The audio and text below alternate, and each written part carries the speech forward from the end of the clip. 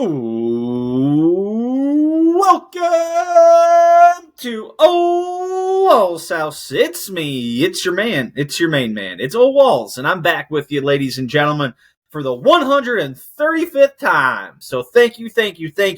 I appreciate all your support. If you guys could help me out, comment, rate, review, share, subscribe, do all the good stuff. Let everybody know Ole Walls House is the place to be. So I appreciate all that. So thanks for letting me clear up that little housekeeping. If you're still looking for it, promo code OWH at liquidiv.com gets you 20% off your order. Take advantage of it while you can. Got a fun show coming this way. We got Mr. MJ coming with us. He's going to talk to us about some football. We do talk a little pro wrestling and just a hint of House of the Dragon. We recorded with MJ before House of the Dragon, so you can take what we thought was going to happen and compare it to what did happen and see how wrong we were. Also talk a little baseball, some Olympic golf, and of course a little bit of passing thoughts. So without any further ado, let's just go dive right into the show. Ladies and gentlemen, he's back. MJ is back because football is back. Yes, we had the Hall of Fame game this week, and I was pumped. So MJ's back. We're going to start on our NFL preview. We're starting with the NFC West and the AFC West. MJ, how you doing, buddy? I'm doing great, man. I'm totally ready for football. Like it's like for those who don't know, I'm a teacher, and as soon as I went into my classroom to like start setting things up, like the beginning of August here, I'm like, if I have to do this, at least give me some football. Like just give me something to look forward to. So at least like with school starting up, I get to watch all those guys hit each other and throw touchdowns and get angry at the Cowboys and all that good stuff. So, dude, I don't know what it is about the Hall of Fame game. I watch barely any preseason. Like I'll throw the Packers game on for like a quarter or two here or there, but like I lock in to the Hall of Fame game. yeah, I was on the road. I had it playing in my car. Like I'm glancing down, like as I'm driving. Like the Hall of Fame game gets me pumped up. It's just like that first sensation of football, like gets me just fucking fired up. yeah. It's so cool. That's one of the preseason games. I try to tune into most of the Cowboys ones and stuff just because I know so much about them and everything. But it's exciting, man. I don't know. It's a bummer that summer's kind of coming to the end, but at least football's coming, man. Like it's a wonderful time of year. It's bittersweet. But speaking of summer, before we get into the rest of our talk here about football, there was the biggest party of the summer just happened in Cleveland, Ohio, Summerslam. Yeah. I know you were watching, my man. Any thoughts on Summerslam quick before we dive into football?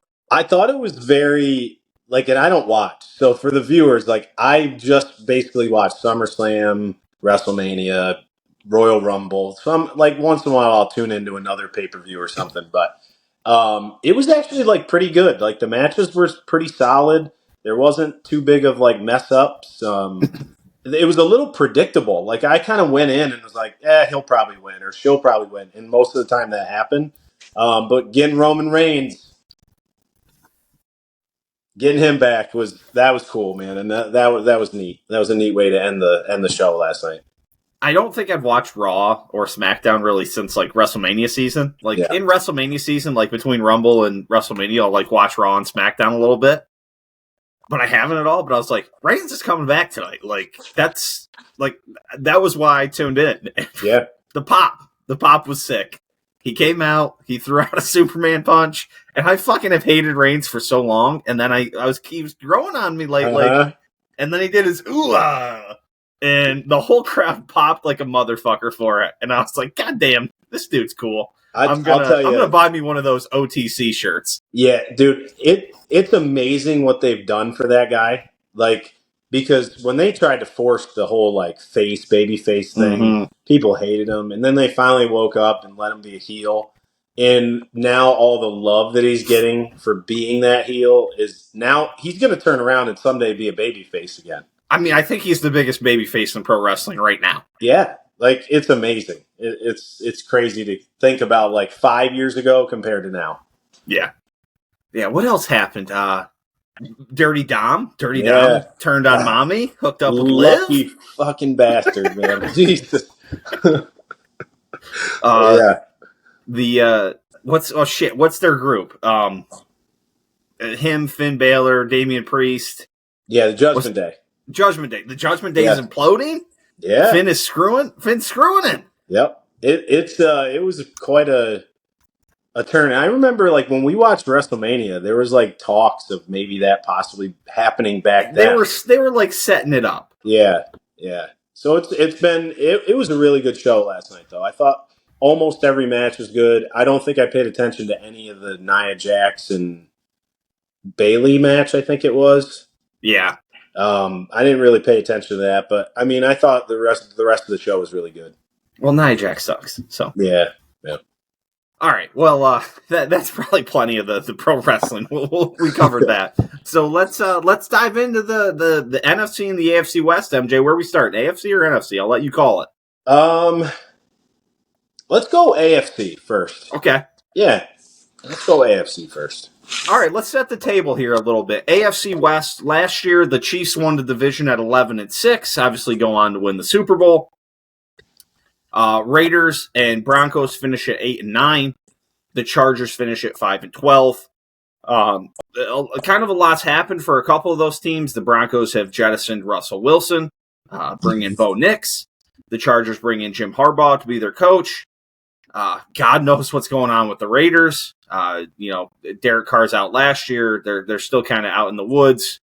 What are you thinking? What are you seeing? Obviously, I'm thinking it's probably still the Chiefs' division to win or lose, and then kind of everybody's probably playing for second. But I'll let you start giving us some info. Yeah, I think with the AFC West, I think maybe I don't know. What would you think? Maybe 2, 3, maybe 4 years ago, like people were talking about like the AFC West being like possibly by far the best division in football.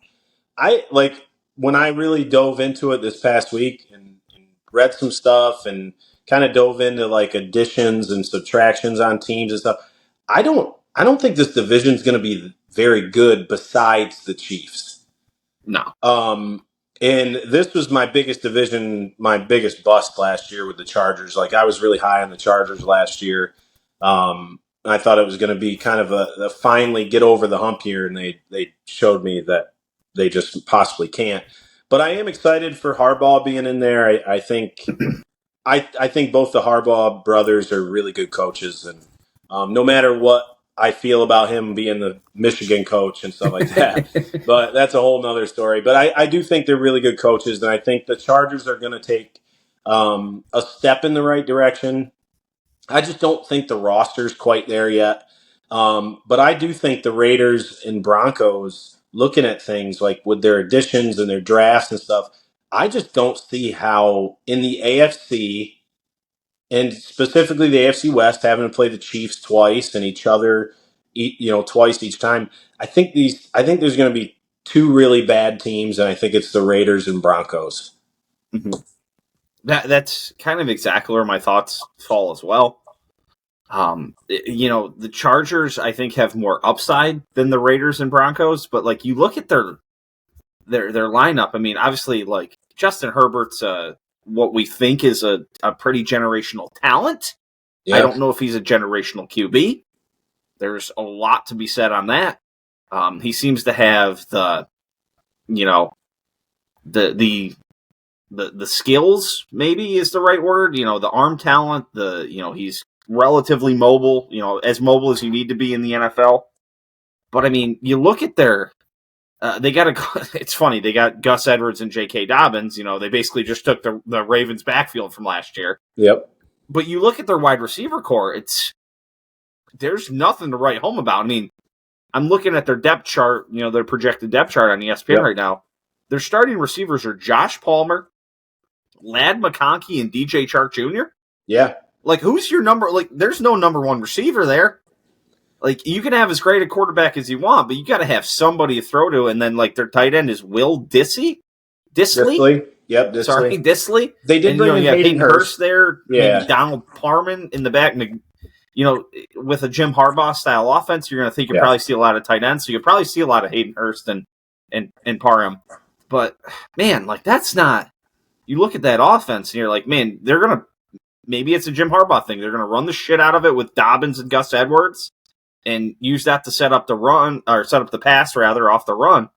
But, eesh, I mean, it's not looking very bright out on the edges. Yeah, I mean, just sticking with the Chargers for a minute, too, like, obviously they were very disappointing offensively last year. But defensively is where, if you remember 360 days ago or whatever when we talked about them, like, I really thought the defense was kind of young and upcoming with some veteran pieces, like with Derwin James and Asante Samuel Jr.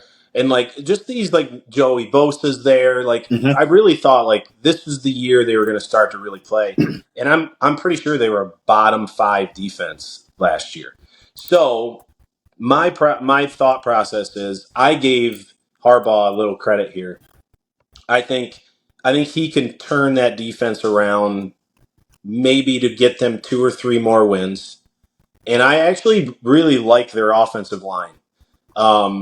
With Joe Alt, the rookie, they got Slater, the kid from Northwestern, a year or two ago at the offensive tackle position. They have Bradley Bozeman, the center. Like I really do think they're going to kind of change the way Chargers football has been presented to us the last like 10 years, where it's more like a little bit of play action, but dumping it off to Eckler and letting him do his thing, going deep to Allen. Like I think it's going to be more. We're going to run the ball, and hit some play action when we think we can. And I have them going 8-9 this year. That might be a little generous. I think It feels right. It feels right to me. But 7-8 wins, I think, is pretty fair, and I think that's already going in the right direction if you're Harbaugh and the Chargers organization, and you're like, all right, we feel good about the decisions we made, giving him the contract to come over from Michigan. You know, we're drafting a little bit better. We're getting bigger, stronger, more physical, and I think that's only going to help them down the road. I will say this. There seems to be a year one Harbaugh effect. Yep. Kind of everywhere he goes. Yep. There is a big jump in year one. I mean, if you just kind of look back at his history, you know, with the 49ers, with the first year at Michigan, you know, Stanford, wherever he's been, there is kind of a big immediate jump. It almost kind of settles wherever that was. I think the first year he came into Michigan, I think he came into like a 6-win team, and they bumped up to 9 wins. They kind of hung out at 9 wins forever. Same thing with 49ers. They were a 4-win team. They bumped up to a 10-win team. And they kind of hung out at 10 and got close, got to the Super Bowl eventually. Yep. Like I do feel like there's a big first-year jump with Harbaugh. He brings an energy. He brings, kind of a different way of looking at it. And I do wonder if he's a long-term NFL guy because he's got a shtick to him. Yep. And does that shtick work forever with adults? I think his shtick works forever in college because, you just keep cycling guys in and out. I mean, they're there for shit in today's college. They're there for 2 or 3 years, really, before they either transfer or go pro. But does it work when you're with a team where you've got guys there for 5, 6, 7, 8 years sometimes? But I do think there's a jump. So I do see them improving. I see a team like, and I guess we can move to these guys next, the Raiders, who's just dog shit. Yeah. They don't have a plan at QB, and I don't know what they're doing. There's all sorts of rumors flying around that Devontae Adams wants out of there. Like, what's going on out in the desert, man? What's going on out there? So, like, to me, I think I wrote it down. They were in the top 10 in most defensive categories. Like their defense, I think, relatively very underrated defense. Actually, kept them in a lot of games last year. I mean, I do think there's going to be a lot. I think there's going to be a lot of games like that for the Raiders. But I think in those games, like I love that they brought in Christian Wilkins, the defensive tackle from Miami. But they didn't do much else. Like they have Gardner Minshew coming from Indy. They drafted Brock Bowers. Like, you never know with other draft picks too. Like, but you're sitting there with Zamir White as your starting running back. You have Alexander Madison backing him up, and he's a good backup. But if White gets he's a backup. like Madison's going to come in and not do much, 3 yards a carry, 4 yards a carry, and if you're Devontae Adams, like you got to get out of there. Gardner Minshew and Aiden O'Connell are most likely going to be your quarterbacks. It's just going to be. I have them winning 5 games, and I think their schedule's brutal. I think there's going to be a lot of close ones. I think their ceiling is 7, and I think their floor is 3. Like I think they could be really bad, like number 1 draft pick bad. It's just to give them a little credit from last year. You mentioned this. Only 3 teams allowed less points in the AFC than them. The Chiefs, who had a severely underrated defense, and we'll get there. The Ravens, who we expect to have a good defense, and the Buffalo Bills are the only 3 teams in the AFC that allowed less points than them. Yeah, and it's going to keep them in games. And Max Crosby's a stud. Like there's some really good pieces, and I like Antonio Pierce's mentality. I think the players really like him. But like somebody like Devontae Adams shouldn't be there, and like he knows it. So he's one. He's like, I might really like my coach now. I might really like the guys in the locker room. I think our defense is good, but he doesn't want to be on a team that's even an 8-win team. No. Like, is there anybody in the NFL who's probably kicking himself more than Devontae Adams? Yeah. I mean, I get what he was doing. Yeah. There was all the, the up in the air about Aaron Rodgers for, however many, just a year or 2 before. Yeah. But he was like, I see what's happening, and we're going to Jordan Love, and Jordan Love didn't look good. And then all of a sudden, Rodgers stays around. And then when they do get off of Rodgers, they transfer right to Love, and away they go. And it's like, man, he's got to be sitting there thinking to himself, holy shit, did I fuck this one up? And he was going to his buddy's team. Derek Carr was there. And they got rid of him real quick. So, which, in hindsight, man, and even then, it was a little mind-boggling. Yeah. And, like, if you're going to have Derek Carr as your quarterback, like, you want this kind of team defense to support him with. You want a Devontae Adams, and then like you could sit there and be like, all right, we have 3 or 4 years that we're going to have a really good, like a good solid defense. Let's draft some big people up front. Let's try to get faster at the receiver to help Devontae out a little bit. And like, I just think they kind of threw it in the trash once once they were like, Carr, you're just not it anymore. I feel like Derek Carr with the Raiders last year takes them from an 8-win team to like maybe a 9 or 10-win team. Like, and I don't think we're stretching to say that. Yeah. And was it Garoppolo last year? Garoppolo and Aiden O'Connell, right? And Aiden O'Connell, because Garoppolo ended up getting hurt, right? Yeah. But yeah, I think you would look at both of those guys and be like, yeah, I'd take Derek Carr over them. Yeah. And, if you win 10 games in the NFL, you get in the playoffs, and you never know. Something weird happens. You play somebody who's injured in the playoffs with an injured quarterback and a key guy out on defense, and all of a sudden, you're in the conference championship game, and you got 1 game to win. Yep. So yeah, that whole scenario was weird. The other team in this division, the Denver Broncos. Yeah. What do we think is going on there? We are no longer with Russell the Muscle. He's out to Pittsburgh. Yeah. We got Bo Nix coming into town. There's a lot up in the air with Denver. I mean, I'm looking at one thing that's predicting them for 8 wins. And I'm like, 9 wins. 9 wins. And I'm like, I don't know that I see it. I mean, that means Bo Nix is the real deal, I think. Yeah. Like, that's the only explanation. You got Bo Nix, Jared Stidham, and Zach Wilson. That to me... And Zach Wilson stinks. We know that. Yeah. And Jared Stidham's a backup. Yeah, he's been around for a while, and he's not going to take you to 9, 10 wins. So, like, to me, it would be amazing if Bo Nix did that, first of all. Do they start Bo Nix game 1? From everything that I've read and everything that I've heard is that he's doing well in training camp.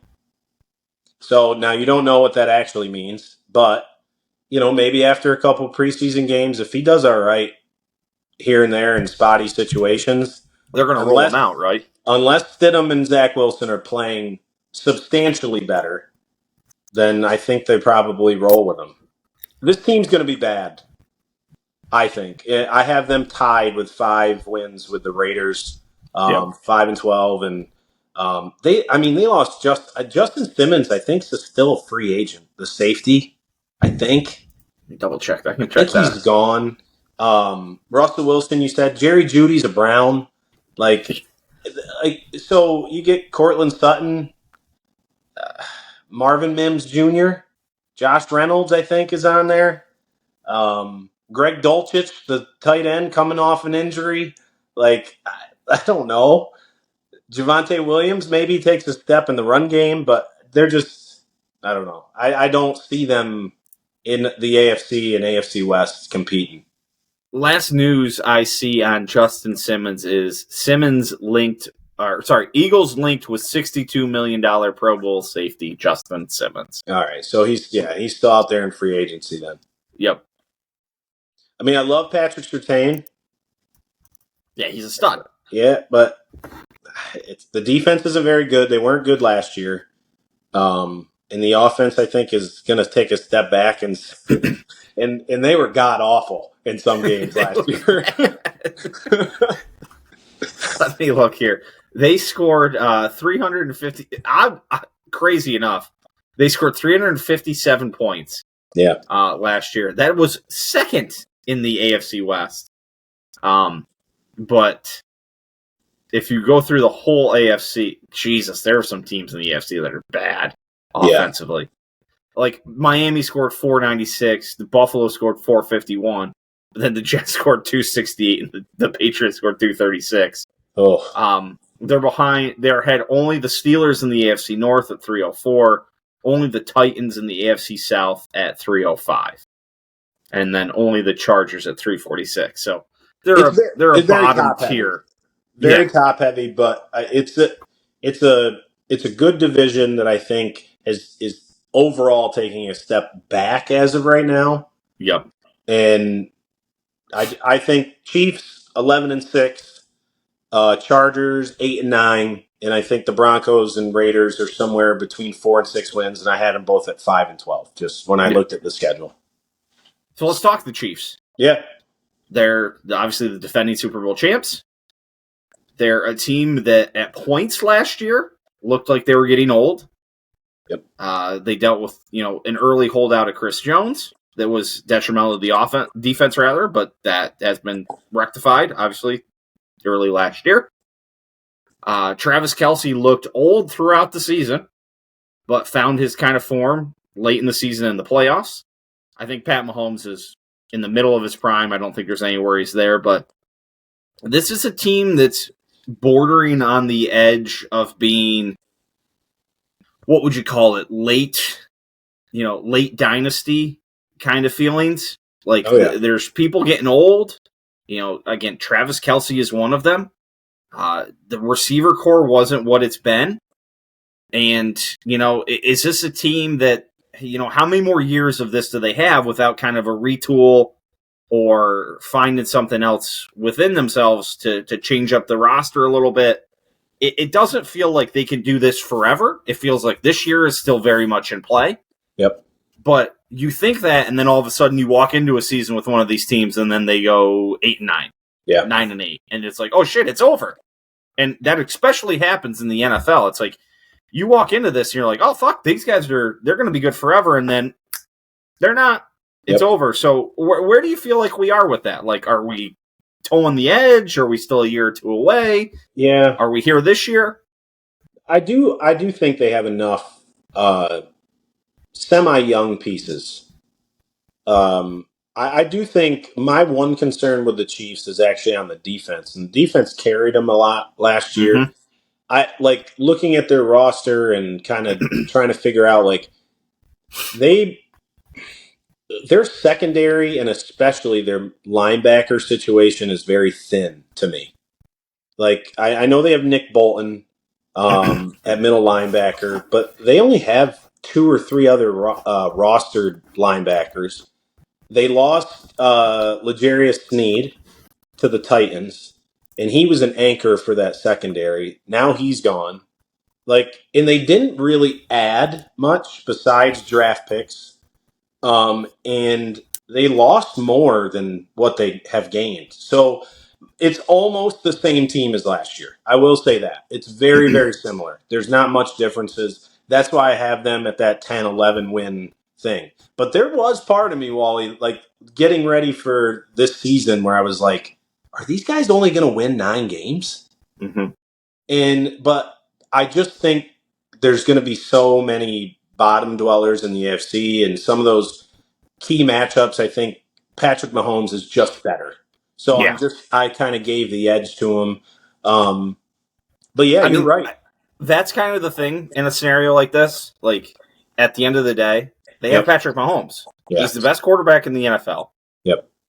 And he does things. And if Travis Kelce can find it for, even if he sucks for 3 quarters and it's like they hang around till the 4th quarter and he finds it for 1 quarter, he's still, like, if he showed it in the playoffs. Like, he just kind of found it out of nowhere. Because he was not good in the regular season. Yeah. I had him on fantasy teams. I can tell you that firsthand. And, they added Hollywood Brown, so they got a little something, offensively. So it is, I don't know if I had any, realistic thoughts other than like, hey, like dynasties end. Yeah. And they usually don't end well. And they usually end with people pointing fingers at each other. And all of a sudden one thing goes wrong and then everybody fucking hates everybody and then it blows up. So it's always weird to try and predict the downfall. Yeah. And I will say something that maybe we haven't talked about is I do trust Andy Reid. Mm-hmm. And as long as kind of he's the captain of that ship, like I do think there's some stability there, trust. Yeah. And I do think he's, possibly, I do think he's one of the best coaches that we've seen the last maybe 30, 40 years, maybe a top 10 coach of all time. Like, so I do trust him to be able to get things done. And one of the big knocks on him was he couldn't win the big one, and his clock management was terrible. And he's kind of rectified both of those. Every once in a while, you'd be like, "What the fuck is he doing with the clock late in the game?" But for the most part, it's come a long way. Yeah. And so Chiefs run away with it, I think, this year. Maybe we'll be wrong again, like I was with the Chargers from last year. So it's an interesting coaching division if you just kind of like pull back and look at just the coaches. I mean, you have Andy Reid, you have who's the guy? What's that? Sean Payton in Denver.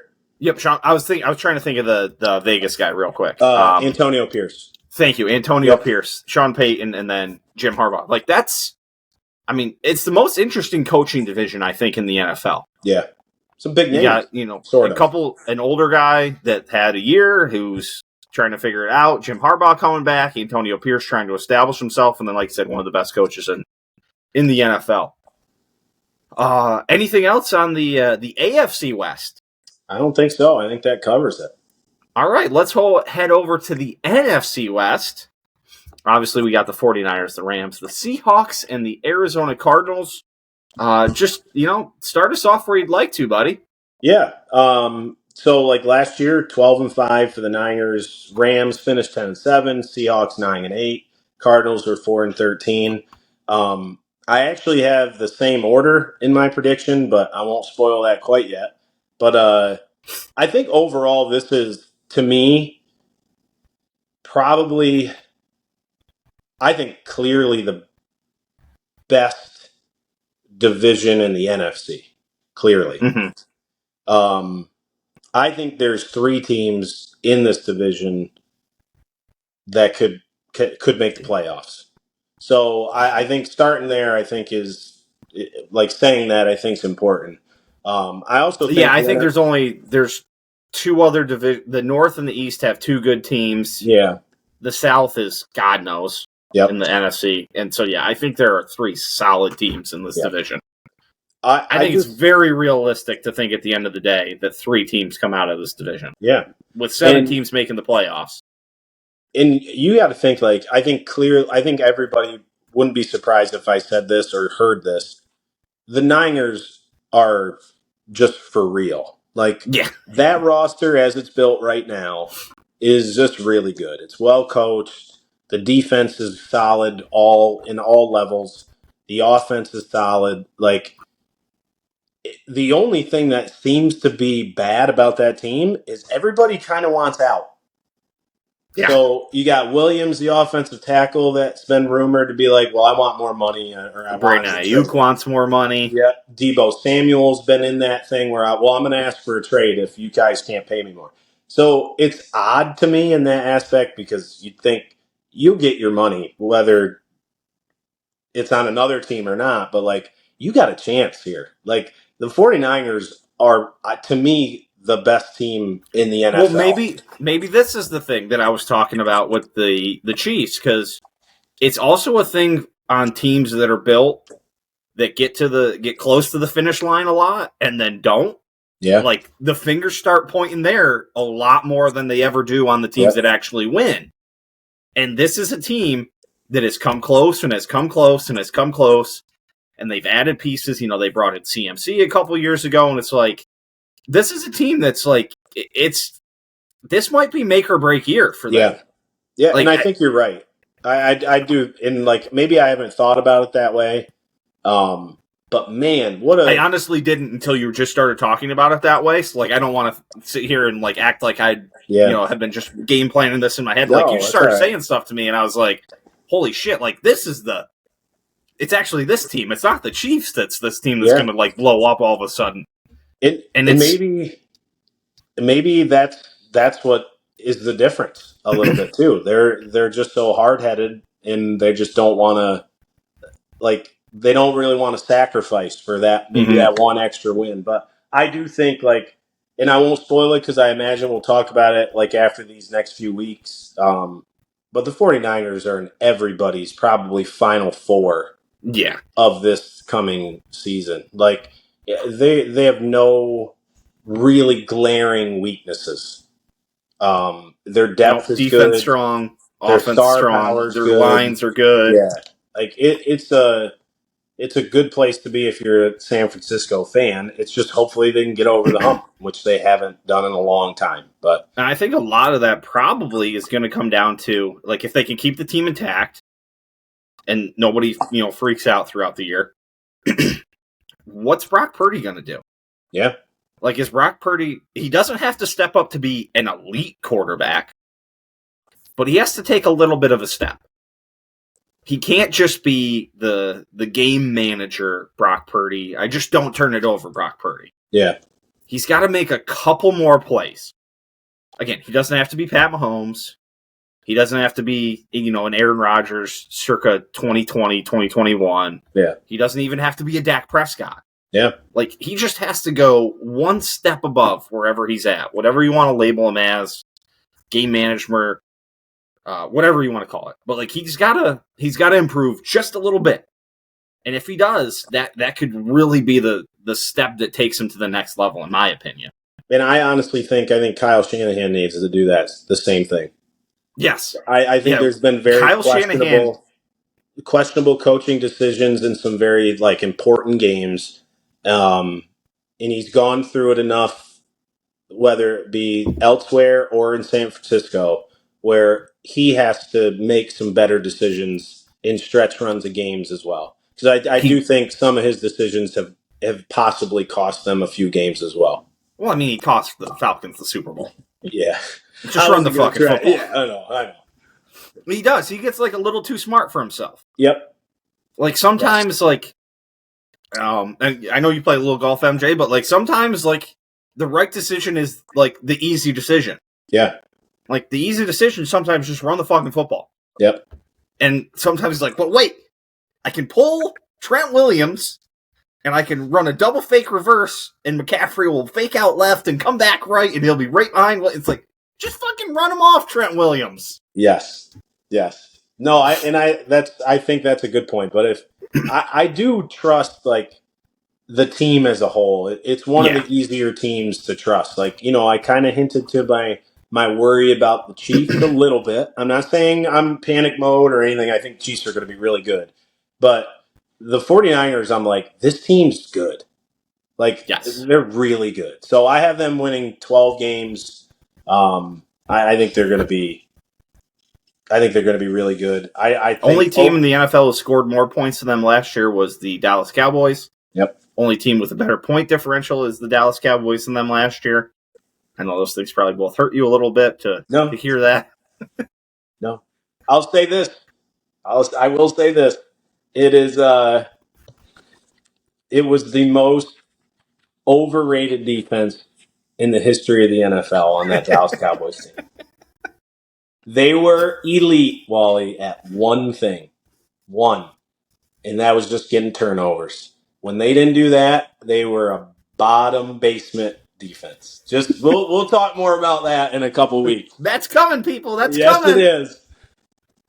All right, back to the West. Rams, Seahawks, Cardinals. Who you got finishing second in this division? I got the Rams. The Rams, I think, could win this division. And that, in like a little surprise, that would be maybe a couple weeks down the road when I talk about sprinkling some money on some futures. I do think the Rams winning the NFC West could be a little fun play. Just, I think the 49ers, depending on the odds, and I don't know, but I think the Rams could be really, really good. Cooper Kupp injury last year, I think hurt them more than I think most people would like to think, because Puka Nacua was like stepped in and was like this big surprise. But they won, I think it was 4 of their last 5 games at the end of the year. Matt Stafford was looking more healthy. Cooper Kupp was getting back into the flow of things. That young defense was starting to really play together. My only concern is Aaron Donald's not there anymore. And I think that's obviously a huge loss. You just lost a Hall of Famer. But I will say the Rams, I thought, drafted pretty well. They went heavy on the defense a little bit, especially up front with Jared Verse and Braden Fisk from Florida State. I think the Rams won are 7 of their last 8. By the way, yeah. I knew they had a really, really good run. They're going to beat some really good teams, and people are going to. I'm going to predict right now by week 7 or 8, people are going to be like, "Are the Rams Super Bowl contenders?" That's my stretch for this year. The thing about the Rams, we're going to find out a lot about them early. Yes, they play at the Lions week 1. They play the Cardinals week 2. They host the 49ers week 3. They play at the Bears week 4. They host the Packers week 5. And they host the Raiders week 6. So they get a bunch of division games, as well as playing the Packers in there and the Lions too. So like they're playing a couple of teams who are also slated to be pretty good in the Lions and the Packers, as well as a bunch of their division. And then we'll get to this later in our talks the next couple weeks too. But I think the Bears are going to be trash. So I think they're going to fucking rip them up. They're going to be 4-1 going into that bye. The Rams? Yeah. Ooh, mama. I'm in on the Rams. I have this weird feeling, and I don't like the Rams. I want to be clear about that. But I do like Matt Stafford. But I don't like the Rams. But I have this weird feeling. I can see it. Like coming back. You say that, like 4-1, like Lions, so they're going to beat the Cards. I would imagine they're going to beat the Bears. Matt Stafford's going into Detroit and beating the Lions. Ooh. Is that the Sunday night opener? Yeah. Yep. Right? Yeah. God damn. I'm so pumped up for the NFL. Let's get it! Yeah. Oh, fuck. I love this shit so much. I can see that. I can really see it. The Packers game will be a good one, but it's at the Rams. 4:30, which isn't a big deal, but I do think I'm going to be so hopped up on fucking painkillers. I'm going to have knee surgery 4 days before that. I'm going to be sitting in a bed just fucking blitzed out of my mind watching that fucking game. Yeah. The Rams are my sneaky pick in the NFC. I don't hate it, man. What do you think about the Seahawks? I also think they could be really good. And a sneaky good team. I did write down a little thing here. Let me get to it. I kind of have their schedule in front of me here. I love Seattle's defense is really improving, which I think is nice. They've gotten a little bit bigger up front on the defense. I like that because for a long time their secondary was halfway decent, but you could just run all over them. But they got a little bigger up front, which I like. Um, Devin Witherspoon in the secondary. They got Quinnen Williams at D tackle, as I said about getting up, bigger up front. My big thing is, can Geno Smith play like he did that first, maybe second year in Seattle? Wait, sorry, bless you, thank you. Yeah, where Sorry, I said that to myself and I didn't say it out loud. No, it's all right. If Geno can play like that surprisingly above average or even like really good level quarterback, man, this team is the team is pretty good. Yeah. In kind of all levels. Like I like their running back situation. I mean, Kenneth Walker and Charbonnet are like solid. Obviously, you got young. DK, you got Tyler Lockett. They just drafted Jackson Smith and Jigba. Yep, last year. Noah Fant, I think, could turn out to be fucking real good. Yep. So offensively, they got some weapons around the guy. They brought in Laviska Shenault Jr. Don't forget that. Yeah, I like what they did with their defense. I love the Laviska Shenault Jr. shout out so much, and I don't think anybody gets it, but I love it. So I gave them a 9-8 record, and I think that's going to be pretty good, and maybe fighting for the playoffs. I think that's very doable because if you look at they were 9-8 last year. They were actually a minus 38 differential, and I think their defense has improved. Yep. And if Geno can play more like 2 years ago Geno than last year Geno, I think that's some improvement offensively. I think they've worked the defense better with just additions. They added a couple of guys on offense that can be more weapons around Geno. And if Geno plays more like 2 years ago as opposed to just last year, I think it's widening the margin for him. I agree, man. I don't want to get people too excited about Seattle, but I do think they're gonna win. I think they're a solid football team. I think they're gonna win some games too that they go in as underdogs, like quite a few of those. Yeah, if you look at their first 6 games, they got the Broncos, the Patriots, the Dolphins. Like, they could very easily come out of those first 3 games 3-0. Yep.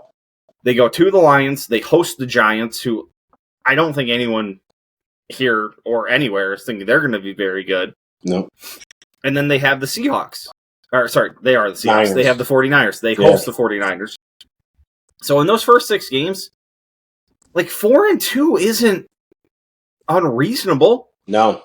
I know it's real easy to give out wins when you're just looking at one team. When you have to stack it all up and compare it all, it becomes much different. But if the Seahawks came out of those first 6 games 4-2, would you be surprised? No, I wouldn't. And I think worst case scenario, you're 3-3 going into because there's a couple very winnable games there. Yeah, and you're at Atlanta. We haven't seen that new kind of look Atlanta team play. Buffalo. You never know if Buffalo's going to take a step back or not. And it's at Seattle. Yep. You got the Rams. I'm sorry. Also, we have to factor in the fact that they have one of, if not the best home field advantage in the NFL. Yes. Yep. And then, you're at San Fran, Arizona. You got at the Jets, which you don't know about the Jets. You never know. But you end the season with Vikings, Bears, Rams. To me, there's 7, 8, 9 wins there, and I think that's a good step in the direction. And if Geno plays at a higher level, I think it's 8, 9, possibly 10. To me, yeah, I think it's an 8 to 10 win team. I think 9 is very reasonable. Yeah. To think, just looking at the schedule. That leaves us with one, MJ. Yes, we're down to the last, the Arizona Cardinals. What are we thinking here? There's thoughts I have. We've gone in the order, basically, of what I've predicted them to be. And it's very similar to last year, with the Niners being on top, the Rams second, and then Seattle and Arizona. But I will say I do think Arizona does take a little step in the better direction. I like their draft class. I actually think, for the first time in my life, Kyler Murray and his coaching staff knows what Kyler Murray is, and I think that's only going to help him. Like, if he can just stay healthy and take care of the ball a little bit and just make those really flashy plays once in a while, they're going to win some games where they probably shouldn't, but they're also going to lose some. I have them 6-11. My biggest thing was the start of their season. I think they're going to go 0-5 to start. They have a tough start. If I remember correctly, it's very tough. What was it? At the Bills, host the Rams, host the Lions, host the Commanders, at the 49ers. Yep. I really only see one possible win for them. Yeah. And then they go to the Packers, too. I think it's a brutal start. If they get out of that, if they find a way to get out of that start 2-4, there's possibilities later in the season for them. Yes. So they have the Panthers, they have the Patriots, they have the Vikings. Again, the Jets, we don't really know. They have the Bears. Like, they have possibilities later in that season. If they can get out of that, again, 2-4. If they're 2-4 come October 21st when they're hosting the Chargers, it's not the end of the world. Yep. And if they're 3-3, Jesus, like, we're off, baby. And I don't think that's going to happen, but Kyler Murray always has these games where you're like, there he is. Oh yeah, like, he's gonna have 3 or 4 of those games a year where you're gonna be like, holy shit, there's the Kyler Murray we all thought was out there. It's 28-24 late in the fourth quarter, and the Cardinals are beating the 49ers, and we're gonna look like, how the hell is this happening? And then Kyler Murray look at Kyler Murray's stat line, 6, and they lose 31-28 or something. Yep. You know, it's always something like that. But like, if he can consistently just make better decisions, it's always his decision making is mind blowing sometimes. But when I looked at it and I was like, 6 wins feels right. I'm like, is Kyler Murray better than Matthew Stafford? No, I don't think. It's not as far as, I don't think it's as big a gap as you think it is. Oh, I do. I disagree with that one. I think Stafford's. I mean, I like Stafford, but like, he's old. Yeah, I'm just saying this season. Just this season. All right. Well, you got more faith in Kyler Murray than I do. I don't, but I will say, I want to preface it with this. If Matt Stafford comes out and like makes Kyler Murray look like a child because he plays a great year of football, it wouldn't shock me. No, yeah. But on the other end of the token, if like Matt Stafford comes out and looks really old and is like shook by his fucking wife going around talking about how she used to bang his back up all the time, it's not going to shock me either. Never know. That personal life can creep in. But no, like, I wouldn't be shocked if Stafford was like, he took a step back. Like, he's an older dude. What is Stafford, 38? Yeah, I think somewhere in there. While you're typing that in, do you think Kyler Murray's better than Brock Purdy?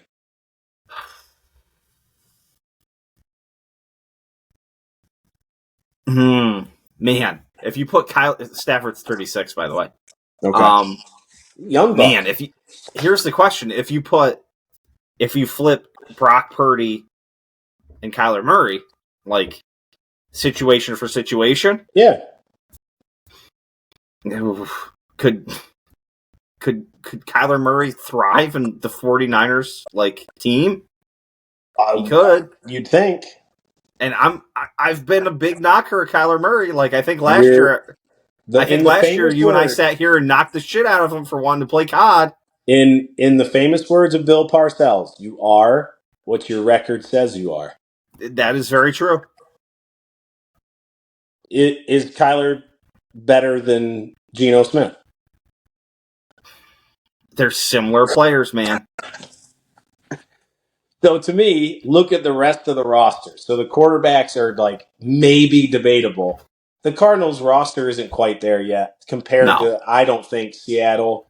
I also think, this is something I'm going to stand on forever, Kyler Murray got saddled with fucking Cliff Kingsbury. who never fucking did anything in his life but lose games and get promotions. I don't know how. He was fucking. He had a losing season at Texas Tech, and they were like, "Oh, this guy's a fucking pro prospect coach," and then got fucking paid $1 billion.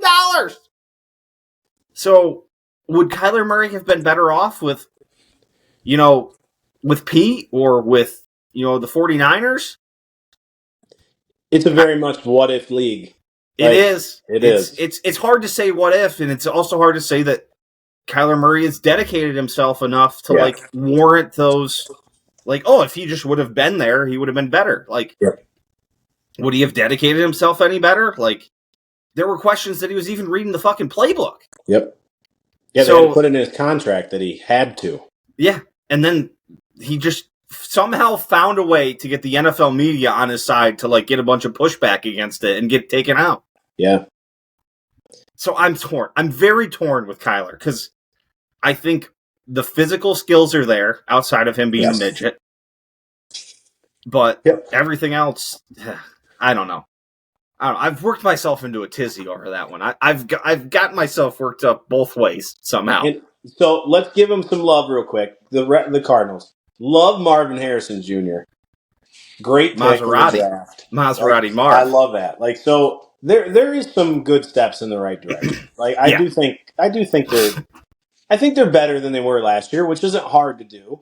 And I think Zay Jones is actually a solid third receiver that they added to. Yeah. Who knows? Who fucking knows? I do. Do we see Desmond Ridder? Here's the next question. Ooh. Do they go to Desmond Ridder at all if this isn't working? No. They ride it out with Kyler. Yeah. And I don't know his contract situation. Maybe I'm kind of ignorant to that stuff most of the time, unless it's been in the news. But I don't think they've extended Kyler for a while now. So it's got to be getting close to decision-making time. Let him ride it out. Unless it's horrid, which it won't be, because he'll have his moments, like we talked about. I truly believe that. And he'll have the excuse of a young receiving crew and, all that kind of stuff, too. I think this says he's locked up till 2028. Okay. Well, so they must have extended him at some point. Yeah. The one thing he signed a 5-year. Yeah, he's locked up till 2028. At least 27. There might be an out at 28. Okay. So they've got he's under for a while. And next year his base goes. Where's his cap hit? His cap hit goes down he's a $49 million cap hit this year.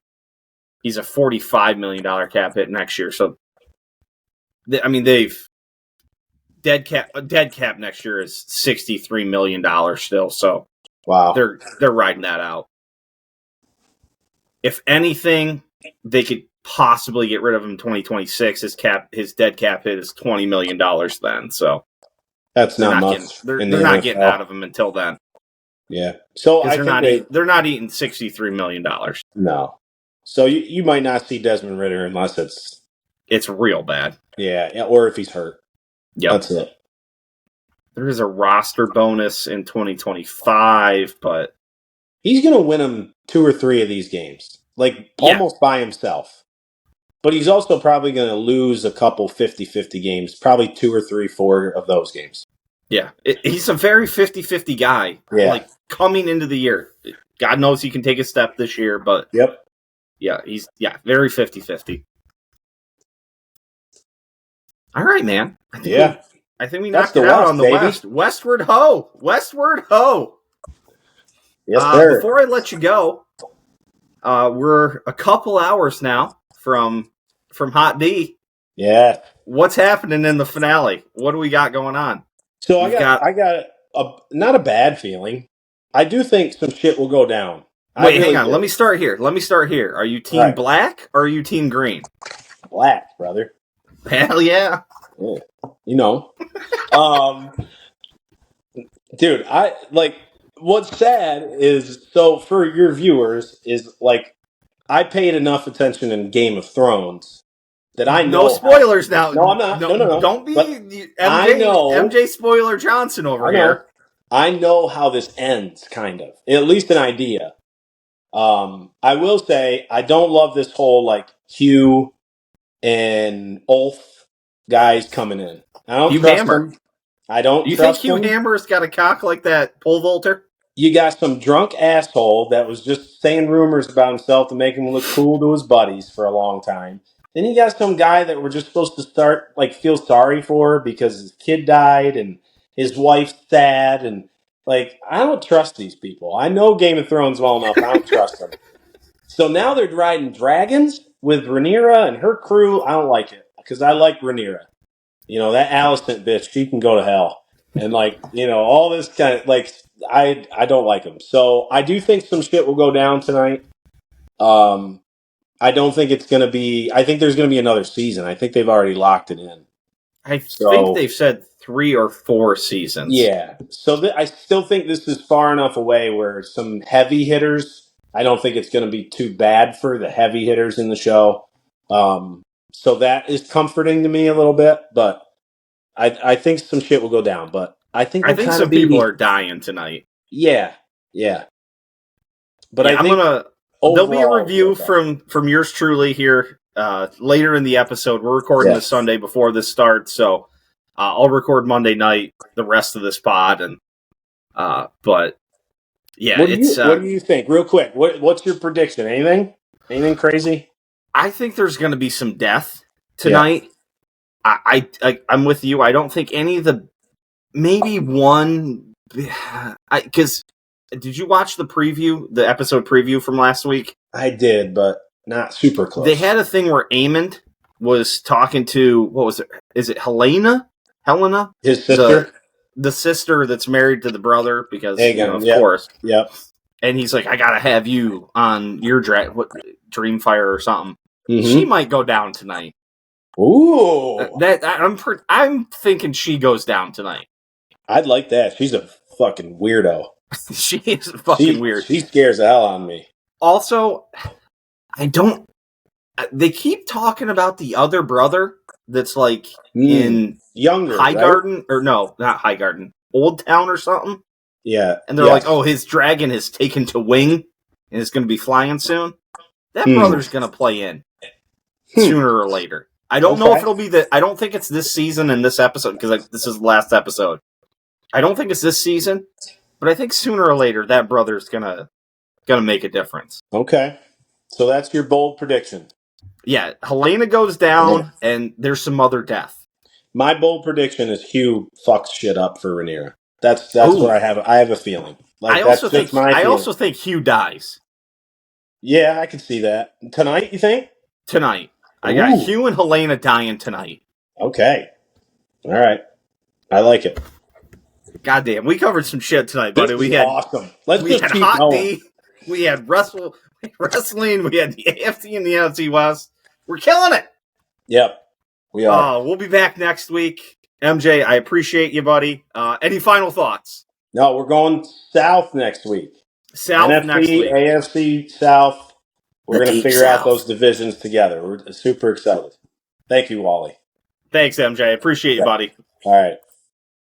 Time to talk a little Cleveland Guardians. I'll keep most of this stuff kind of short. MJ and I had talked for a good little while there, so that was a plenty of action for most of this episode. So I'll keep most of this short coming down the stretch here. The Cleveland Guardians are back in action tonight as I record this on Monday evening. They'll be hosting the Arizona Diamondbacks. Solid team, the Diamondbacks. This week they'll be hosting them for a 3-game set before they start a big weekend 4-game series with the Minnesota Twins, who they currently lead by 4.5 games in the AL Central. Win 3 of those games could go a long way to putting those guys back in the standings quite a bit. But just to turn back, kind of a lot's happened since we last spoke. We were coming out of that series win over the Phillies. Cleveland then paired that up with a 2-game sweep of the Tigers. Took the first 2 from the Orioles in a series where a lot of runs were scored by the winning teams. Cleveland scored 10 on Thursday. The Cleveland scored 8 again on Friday. Then the Orioles scored 9 and 7 coming home. So high-scoring affairs, which was, has been a little bit uncommon for Cleveland because as of Friday, in the last 16 games, the Cleveland Guardians bullpen was only allowing 1.19 earned runs average. So that was pretty wild. Also, Josh Naylor back in the lineup. He started that off with a home run on Tuesday, so that was nice for him. Cleveland also made some trades. We acquired Lane Thomas of the Washington Nationals and Alex Cobb of, I think he was with the Giants. He has not pitched yet this year, I don't believe. And I don't know when he first does, unless he pitched over the weekend when I maybe missed something. I didn't see much of the games on Saturday or Sunday. Thankfully, didn't have to deal with those losses. But yeah, I don't think he's pitched yet. You just keep double checking here. No, I don't think he has. I don't think he has done it yet. I don't know when he will be just yet, but either way, split 2 games with the Orioles, who are a good team. That gives us the season better record than them. The better matchup record. So if there is a tie coming down the stretch of the season, that gives us the tiebreaker, so that'll be helpful. Cleveland has the best record in baseball again. That's always fun. They are currently sit at 67 and 44. Next best in the AL is the Orioles and Yankees, who are tied at 67 and 46, so have played a couple more games. And then if you head over to the National League, and actually the Twins are 62 and 48. The Twins have been playing some good ball. I mean, Cleveland has actually won 6 of their last 10, despite losing 2 in a row to the Orioles at the end of that series. And are just up, like I said, 4.5 games. Twins have won 7 of their last 10. Other best records in baseball, if you head over to the National League, you got the Phillies at 66 and 45 and the Dodgers at 65 and 47. So if Cleveland could hang on to that and maintain the best record in baseball, that would be pretty sweet. That would be a far, far cry of what I think, everybody was expecting. Alex Cobb had a little rehab start. 69 pitches in his rehab start. I'm showing here. Saturday with AAA Columbus. Okay, so there we go. Obviously coming back off an injury. I said I don't have a ton. The Cleveland, they made some trades. I'm glad to see they made some trades. It shows that the ownership is actually at least deciding to participate this year, and that they're going to be a part of something. So, if Gavin Williams can get some form back, that may have been a thing that I was seeing a little bit when he was pitching earlier in the week. The bats are kind of working. I mean, we just absolutely abused Mr. Soto on Friday, and I think it was the 6th inning. Just demolished them. So, if they can get the bats to stay with it, get a little extra out of the starting pitching, bullpen seems to be there. Hopefully, the bullpen's not overworked come late in the season, and they can find the right balance for him. So, only other baseball thing, I believe that the White Sox have now lost 20 games in a row. Let me double check. I think that's what I saw last time I looked at something. Yes, 20 straight games. Their last win probably came against Cleveland. I mean, 20 games. Jesus. I mean, we're gonna have to get back to July, early July, maybe. They beat the Marlins on July 5th. July 5th, they beat the Marlins 1 month ago. Crazy. All right, that's all I got for baseball. Let's go. Let's move on to the next thing here. Golf time. Golf was not something I expected to be watching much over the weekend. I wasn't really that pumped for the Olympics, and all of a sudden, it was awesome. It was awesome. I watched basically the back nine for the leaders on Sunday. I was just kind of hanging out and excuse me, and I flip it on, and I think John Rahm was on the 10th hole when I turned it on. I think he was on the 10th hole. And then it just all went to shit for him. it just went to complete shit for Johnny. Because I saw a screenshot, and it was as John Rahm was through 9 holes, he had a 3-shot lead over Hideki Matsuyama and Tommy Fleetwood, 4 shots over Xander Schauffele, and 5 shots over one Scott Scheffler. From there, it went all downhill. I must have turned it on because he actually pushed it up to 4 shots because he birdied 10, if I remember. Yes, I'm pulling up the scorecard. He birdied 10, then he makes the back-to-back bogeys on 11 and 12, but he's still right there, so he's still at 17. And then he just implodes on 14 on the par 5. Hits it, into the heavy shit. Has to just wedge it out. Then on his 3rd shot, he misses to the left fringe, and then we have some putts and quite a few putts from there. 3 more, a chip and 3 putts. So it was a disaster. He bounced back with a birdie on 16, but then goes bogey to finish, and finishes outside the medals.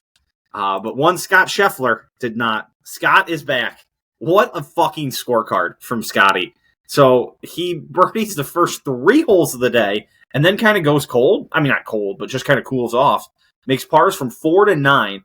And then the back 9, he just goes fucking absurd. Birdies 10, pars 11, birdies 12, pars 13, birdies 14, birdies 15, birdies 16, birdies 17. I think I turned it on right before the birdie on 14 on the par 5. And then, the first full hole, I think I saw him make the putt on 14. Then on 15, he absolutely fucking stuffs it on that hole to that front pin over the water. Fucking just darts one again on 16. Then on 17, that was the one where he made like the 17-footer and let a vest bump. Like, yeah! Fucking Scotty. Scotty comes back. I know it's not a major. I know I don't even know what to think of this, but it feels like a big win for him. I don't know why. The leaderboard was solid coming down the stretch. I know it's a small field. You only got 60 guys. But I mean, if you look at the top of the leaderboard, you got Scotty, you got Tommy Fleetwood, who I don't even know if we should consider Tommy Fleetwood like a big name and a good competitor because he just doesn't win. And hey, Tommy, that's probably a good thing for me to be saying that because I said that about Xander and then he just started busting. But Tommy doesn't win. He wins way less than Xander ever did. I'm just not into the thinking that Tommy Fleetwood's like some great golfer. Then we got Hideki Matsuyama, Victor Perez with a final round 63. By the way, that was a final round 6 bogey-free 62 for Scotty. He goes 67, 69, 67, 62. Wowzers. Rory makes a costly double on 15 late after he rinse washes one with kind of a weird number and then can't get that up and down to knock himself out of kind of medal contention. I mean, 17 was solo 3rd, so both him and Rahm probably kicking themselves. Nikolai Højgaard, Tom Kim can't get it going on Sunday. He had it going, ended up making a bogey on 11. That kind of knocked him out. He ended up making double on 18, but it doesn't matter. So Tom Kim unable to get himself out of his 2 years of mandatory military service. Wyndham Clark ends up with a good final 3 days after a rough start. Opens up shooting 75. Of course, all the live bots. Can't believe Wyndham, not Bryson. Yeah, Bryson probably should have been there, but it's the way of the world. They got paid all that money for a reason to go to live. It's because you're gonna miss out on shit, and the money was there for a reason. But Wyndham rectifies himself nicely. Shoots a back-to-back 65s on Saturday, Sunday. Had it really going Sunday out on the front 9.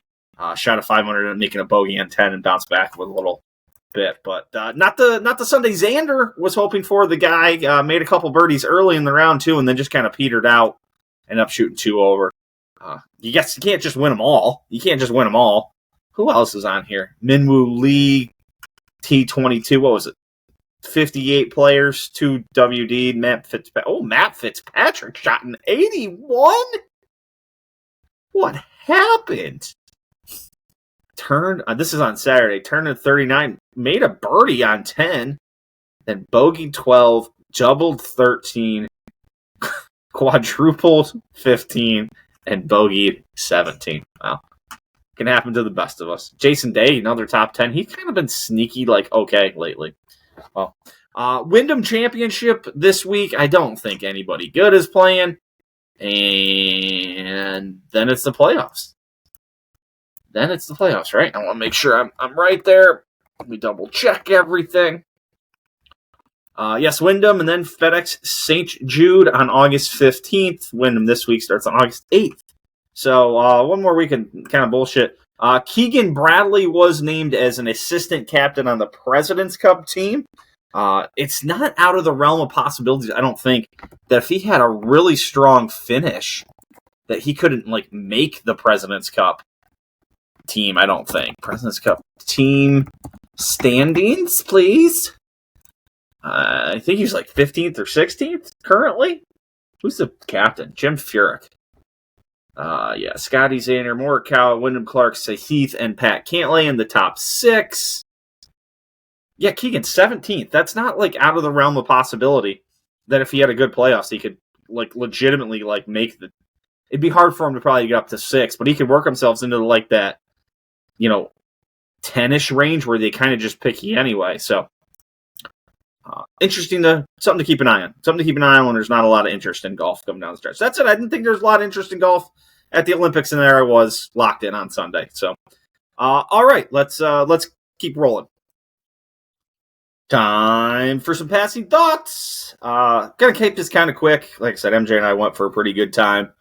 Just got a couple of things here to say before we talk House of the Dragon. First off, had a beer the other day after I mowed my yard. There's just something about that. You mow your yard, you come in, you have a beer, nice cold beer after a nice hot day.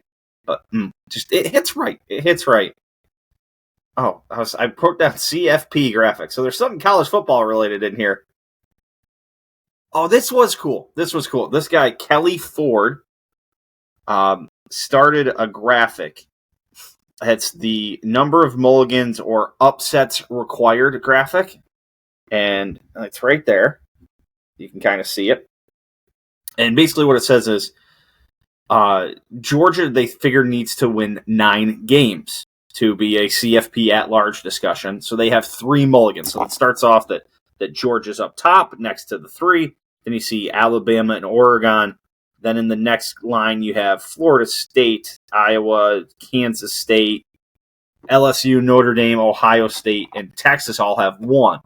So they're favored in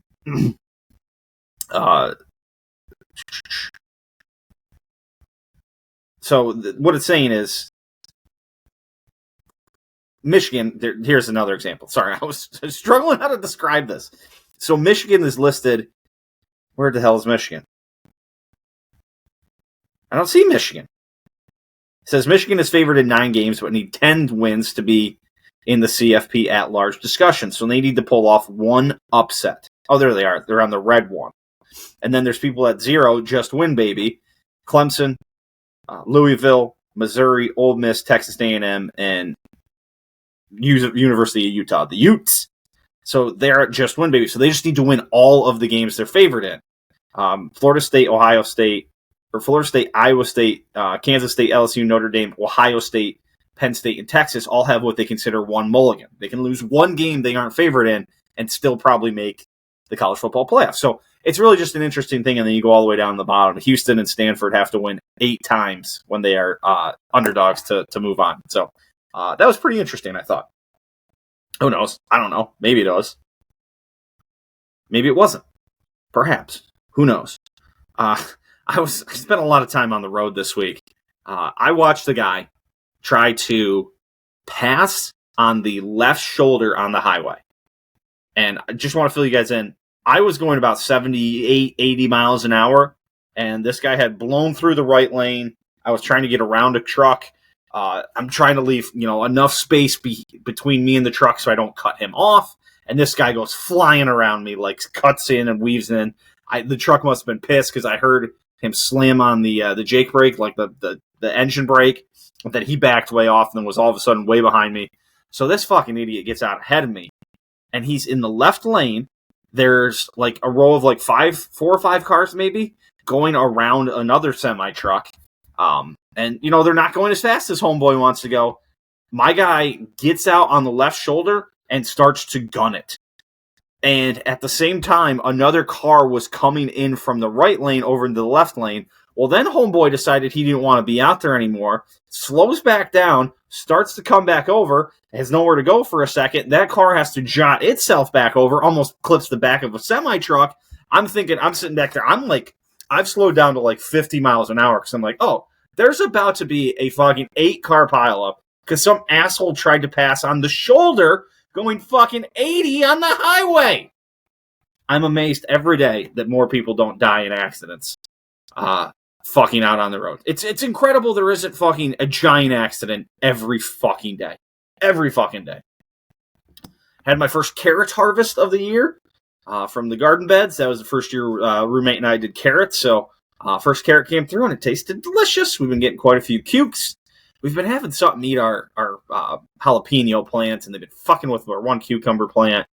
Our tomato plants have been going through it. We've been getting tomatoes, but we got some sort, was it a blight? Maybe the roommate had to mix up a mixture of something and spray stuff and clip off some edges. So what a wonderful, not been our best, but it's our gardens have held together. They held together. They fought through it.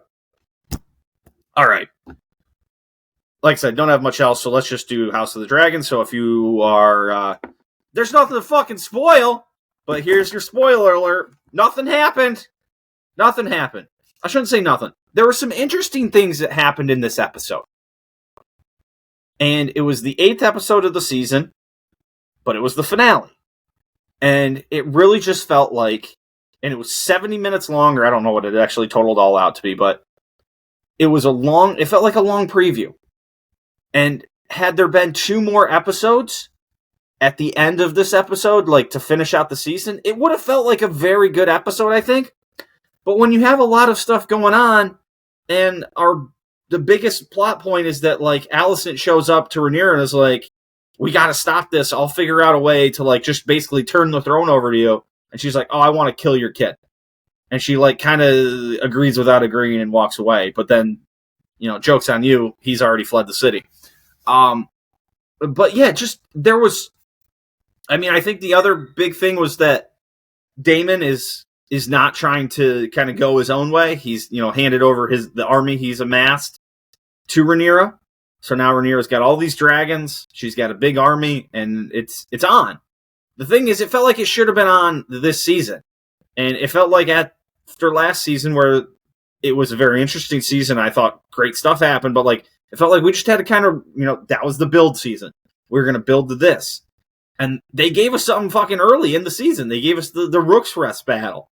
And a lot happened. And then they just like put the fucking brakes on. And it felt like we should have got a little more go at the end of the season. And now it's like, oh, but wait till season 3, baby. All go. No stop. We got armies marching. We got the Lannisters. We got the not the Tyrells, the High Towers are coming, and they got a dragon. They got the other brother that we've been hearing all about. The other brother that we've been hearing all about is going to mean something. I don't know what. I don't know why. I don't know where. He's going to mean something. He's on his dragon. He's flying with the army. Otto Hightower was in a cage somewhere. I don't know who's got him. We got the Starks coming down the twins. I think that's what the twins is called. The phrase hole. They want Heron Hall too. But yeah, so it's all coming together, and it looks like shit's about to hit the fan. But that's how it felt last year too, and it felt like we like build ourselves up into it, and then we're gonna have some shit at the end of the season. So it was disappointing for a final. And again, it felt like if we had 2 more episodes, they could have gotten us going on it, and we could have gotten the shit really started. But alas, we didn't. And 2 years from now, I'll be right back in.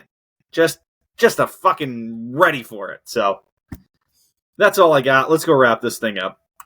Closing time, everybody. First of all, I just want to say thank you to everyone. Thank you for watching. Thank you for listening. I appreciate the hell out of you guys. Promo code OWH at Liquid IV still works to get you 20% off. I don't know if I'm getting anything from it anymore, but you still can get 20% off, so take advantage of it. Big thank you to producer Kevy. Big thank you to our guest this week, MJ. We'll be back next week. MJ will be back with us. MJ's going to dedicate the better part of the next month to being here and walking through the NFL preview. So huge thanks to him. And if you enjoyed it, come back. We got more to do. So Until next week, we got the NFC and AFC South. We got some golf. There's still more Olympics going on. That'll kind of some different things will keep me interested in. So until then, peace.